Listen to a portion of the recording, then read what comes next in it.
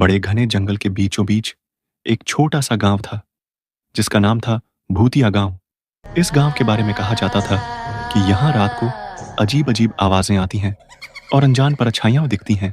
एक दिन चार दोस्त रवि, सुमन, अजय और प्रिया इस गांव के रहस्य का पता लगाने के लिए वहां गए। गांव पहुंचते ही उन्होंने महसूस किया कि माहौल बहुत अजीब है। हवा में ठंडक थी और चारों ओर सन्नाटा छाया हुआ था।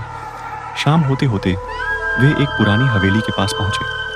हवेली के दरवाजे पर बड़े बड़े ताले लगे हुए थे, लेकिन जैसे ही उन्होंने ताले को छुआ, दरवाजा खुद ब खुद खुल गया। अंदर घुसते ही एक अजीब सी ठंडक ने उन्हें घेर लिया।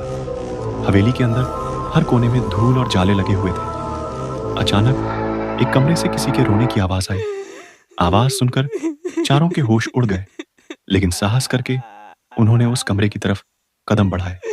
कमरे में प्रवेश करते ही उन्होंने देखा कि एक पुरानी तस्वीर दीवार पर लटकी हुई है, जिसमें एक परिवार की तस्वीर थी। अचानक तस्वीर से खून की बूंदें टपकने लगी। चारों दोस्त डर के मारे कांपने लगे। तभी एक अजीब सी परछाई कमरे के कोने में दिखाई दी। रवि ने हिम्मत करके पूछा, कौन है वहां?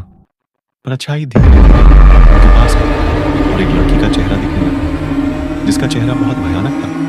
लड़की ने कहा, मुझे इस घर में कैद कर दिया गया है, मेरी आत्मा को मुक्ति चाहिए। यह सुनकर प्रिया ने पूछा, हम आपकी कैसे मदद कर सकते हैं? लड़की ने कहा, इस हवेली के तहखाने में एक पुराना ताबूत है, उसमें मेरी अस्थियां हैं, उन्हें जलाकर मुझे मुक्ति दिलाओ। चारों दोस्तों ने डरते डरते तहखाने की तरफ कदम बढ़ाए। तहखाने में ताबूत मिला और जैसे ही उन्होंने ताबूत खोला, एक जोरदार चीख सुनाई दी। उन्होंने ताबूत में रखी अस्थियों को बाहर निकाला और उन्हें जलाया।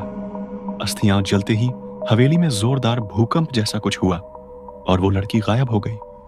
अगली सुबह जब गांव के लोग वहां पहुंचे तो उन्होंने देखा कि हवेली अब पूरी तरह से खंडहर बन चुकी थी। चारों दोस्त सुरक्षित थे, लेकिन उन्होंने प्रण किया कि अब कभी भी वे इस गांव के बारे में किसी को नहीं बताएंगे।